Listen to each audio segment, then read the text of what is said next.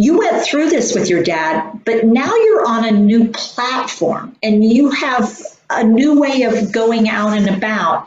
And I'm really curious about that because it takes courage to go through this, make it through, survive, and maybe even find a new way of wanting to impact life and get your mom through this and get the family through this. And it sounds like you and your mom, at least, were solid through this. Absolutely.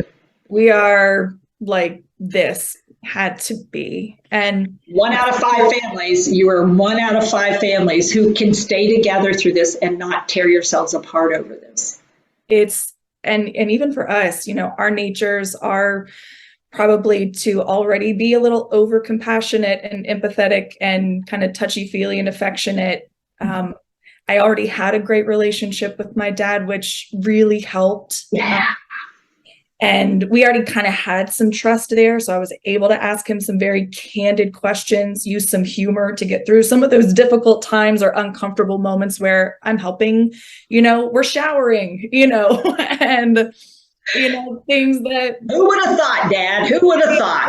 Right. You want to step in and we'll talk about who later, but go ahead and get the water idea. Right. That's a trip. Right. So I consider ourselves very, very privileged and lucky to have that relationship that helped carry us through this, but it even tested us. So it can be very, very tough. But I think you had asked about what kind of this new role. Yeah. And so now, you're right. I don't know if it's okay. I think this is the best way I can describe it. I gleaned all of this knowledge and I was on this spinning wheel of learning and trying to catch up and make sure that I had everything right so that I could, in the most personal sense, help my dad.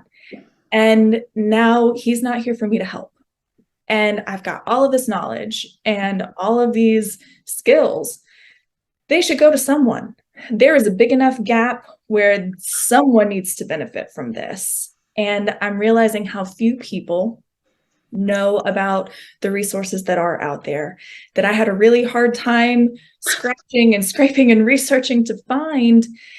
And if there's a way to help put some of that out there, or maybe, help someone else learn some of these skills, use this in a positive way, then that's what I'm trying to do. And the way I'm trying to do that is through a couple of methods. One is through my journalism. I was chosen as a fellow for the Carter Center Fellowship for Mental Health Journalism.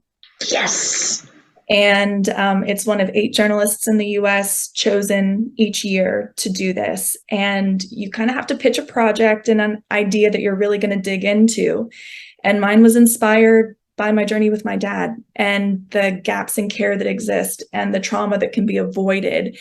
And so over the last 2 years, really, because I started this when he was still alive, I began talking to families and people who are actually living with the disease to describe what it's like. And the first part is just kind of educating people on what it is, because you can't really, unless you're going through it, you really don't know what it's like. You don't. And you don't even know that what you're going through is something that, you're so isolated. You don't even know how common this is for people. And so you think you're all alone except for some very rare situations. And it's like, oh no, it's much more common than people are aware. We don't talk about it. Right.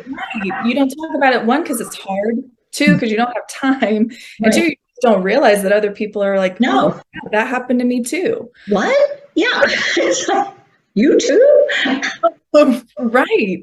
And in a way, it can be comforting when you find someone else has gone through that same trauma that you have and maybe experienced some of the same challenges. But I was able, through my journey and the resources that I had cultivated in this fellowship, to create a docuseries, which has just started to air. And the first part really highlights the people that are currently living with the disease. And they are so well spoken in the way that they put their hearts out there, describe what daily life is like for them, how they manage to keep some independence in their lives, their coping mechanisms, their support systems, and also those challenging moments and the future, which is scary to think about as well. Yeah. So that's like, for many individuals, that in and of itself, they don't think those people exist. They don't realize those people are present and can speak quite eloquently for themselves and about themselves. And also that very real fear.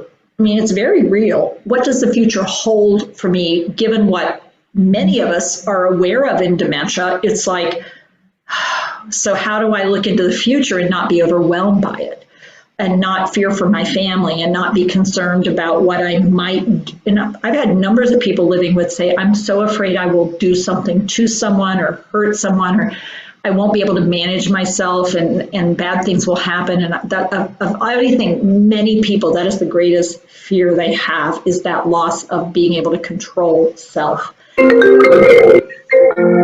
I would absolutely agree with you. I know that's something I believe my dad struggled with. Probably took a couple of years why it took a couple of years before we realized what he already knew, and then subsequently kind of convinced him that, okay, maybe this is something that we should talk about, and then go seek help and start to figure out together.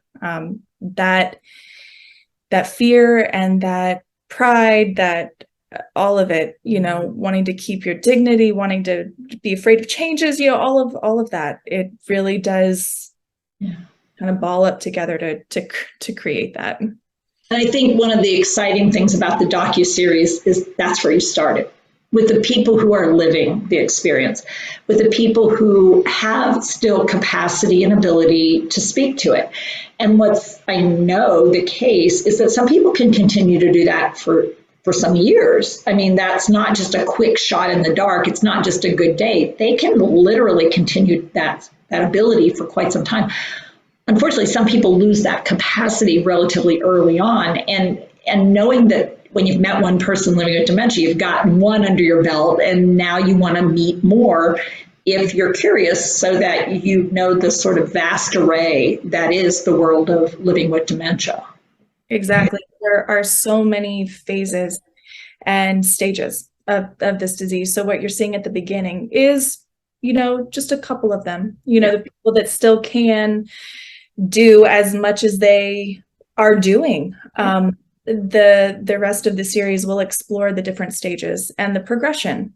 And a lot of that will include some of my dad's story, will include several other people who are in the sandwich generation, which are young people who are maybe looking after young kids and maybe parents, and now having both ends of the spectrum that they're trying to navigate. And then those difficult decisions, at the end too, which we went through. It's, because it's not, honestly, it's different for everyone, but there are definitely some commonalities of what people experience together. Yeah. So, I've been around a long time. And so I used to say, why people might go to a healthcare support or provider or resource other than, just the meds. It's not just about the meds. It's often about, is this dementia? And then it's No, I'm looking for a second opinion. I don't actually think what we're experiencing is dementia. So it's actually, no, wait. And then a third, well, how about this? Can we fix it like this? How about if we do this? Would this be a cure? Would this reverse it? Will this make it better? So you're trying to fix it. And then there's the challenging situations. Well, here's a challenging situation. What am I going to do? And then it's, well, where should we give care, or where do I get help? Because frankly, it's getting beyond what we can handle where we're handling it. And then it's basic survival questions like eating and drinking and moving and falling and not eating and not drinking and not being engaged in living. And then how does life finish? How do we finish this? And I think that whole series of things is like, we don't tend to talk about it ahead of time. And so you don't know, you're in crisis half the time or more, then you're going to get support because it gets to the wall. I mean, you hit the wall, and that's when it's like, well, if we know all this ahead of time, that's sort of like a roadmap to me. Yes.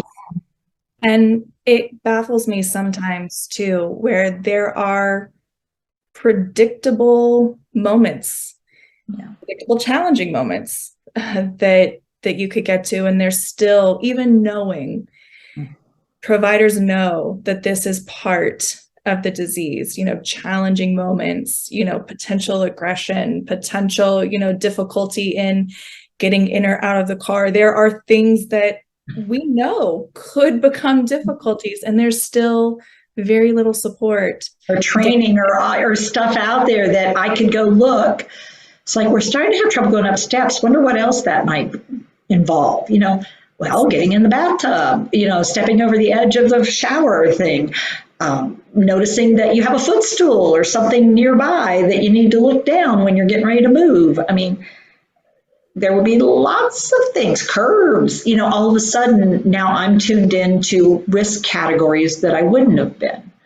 But that isn't out there. And if you're not a big generalizer from a specific to a general category, it's like, so they're not notice things low in their visual field and they miss that. Yes. Yes. Like learning, we realized too that some of the floor mats that we had were not a good idea. To him, I believe it probably looked more like a hole in the floor. Their mirrors became tricky.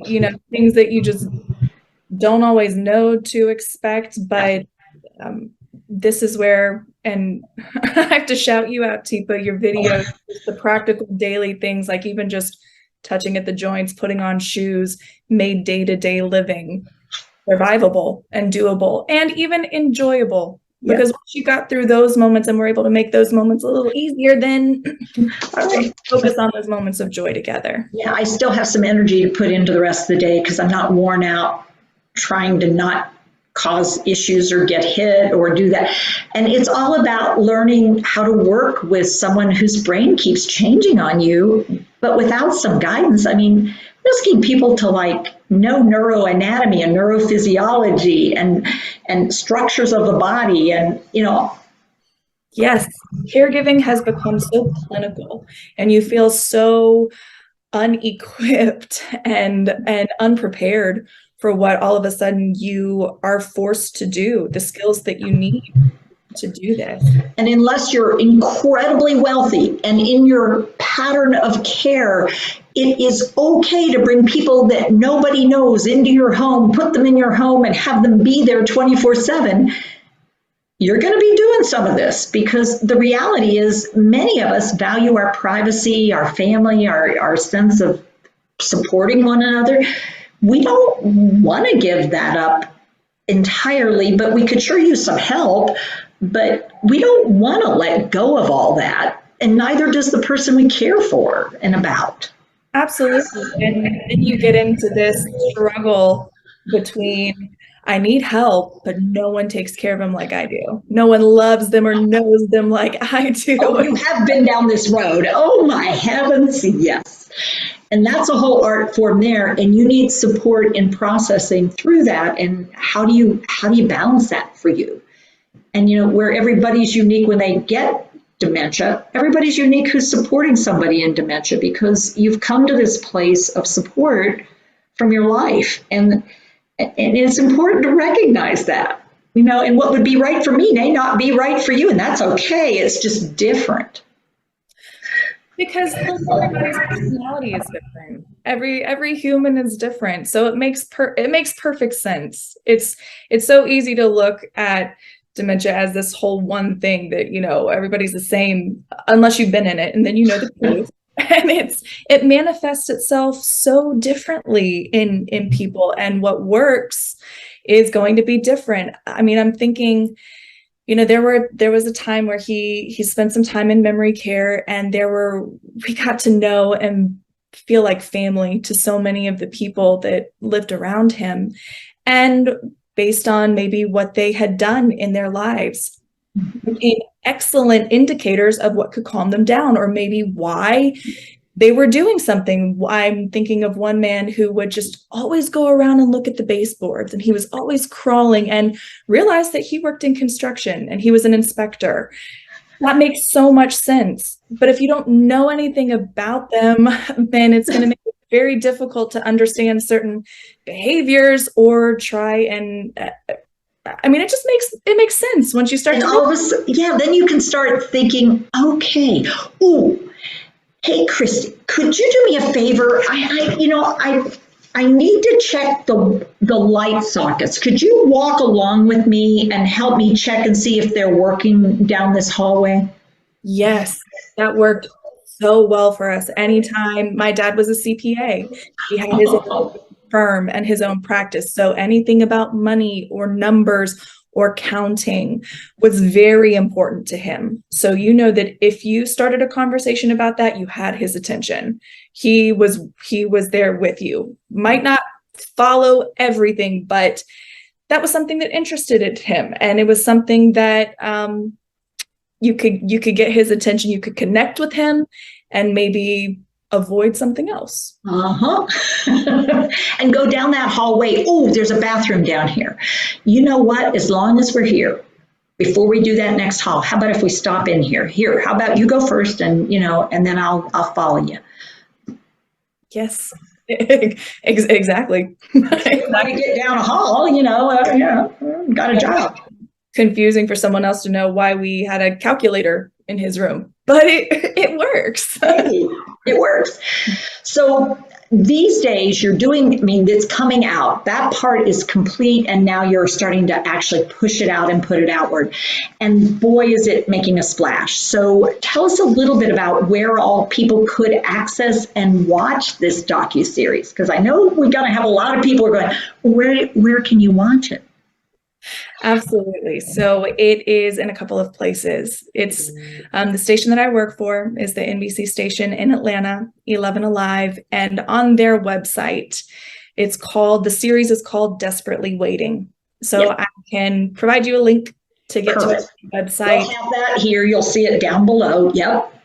And then also, if you have a smart TV like a Roku or a Fire TV, and you download the 11 Alive app onto the TV and then search on that app for Desperately Waiting, you'll be able to see the first part of the docuseries, which is out now. Cool. It's sort of like some of those other series I watch. So that'll be super cool. I think I can find all that, and I have that kind of app. So super cool. So first of all, thank you for what you're doing, which is opening a window and a door for folks. In the Atlanta area, it's a pretty big station reach there. Yes, we have a lot of people in the Atlanta metro, but the beautiful thing about it too is that the people that I spoke to, they're nationwide, and since it's on the internet, anyone can see it. So and that's how I sort of got more popular, was we did this DVD that went all over the place, and that's how we changed originally, I was just local. I was in, Raleigh, North Carolina, doing things in Eastern North Carolina. But then we had an opportunity to create a DVD, Accepting the Challenge, Providing the Best Care. And we went into a community, we filmed everybody. They had dementia, they were helpers, they were family members. And we started off there too. And that's how that blew up. So, in a few years, you may have a lifelong career you didn't even know about. Well, I was thrust into it when I didn't expect it, so who knows what's next? Who knows what's next? But what I can tell you is we're excited to have this conversation with you, because I think, once again, surprises aren't always welcome, but it's what you choose to do with it from then on that really does make all the difference in the world. And then the art of paying it forward. Your dad will always be a part of the change that is happening, because it was by his changes that you got curious and were changed. You are 100% right. And, to be honest with you, it's been a difficult journey through grief, putting this together while also grieving his death and going through and kind of reliving those experiences with him. But it's also been cathartic in a way, and seeing and meeting all of these new people has been the honor and the privilege of a lifetime. I mean, these families and these people are incredible. And you just fall in love with every single one of them. Don't you? Yeah. And before you know it, you have a whole company that does stuff, and you have people that come and find things and realize, oh, well, let me try that. And pretty soon our community is bigger and wider and deeper and broader, and and more educated and more knowledgeable, more equipped. Yeah, and having few episodes where you feel totally demoralized and debilitated because you had a feeling it wasn't a great idea, but it was all you knew how to do. And now there are some things you can try. We still won't know all the answers, but there's still more out there to be discovered. So I have the feeling you're not finished yet, Christie. You're right. I hope this is the last time we speak. I hope not either. So thank you for what you're doing. Thanks for what you've done. All the information will be available at the end. Make sure you click, take a picture, or you also will give you that link. And thank you, Christie, for doing what you do. Tipa, thank you.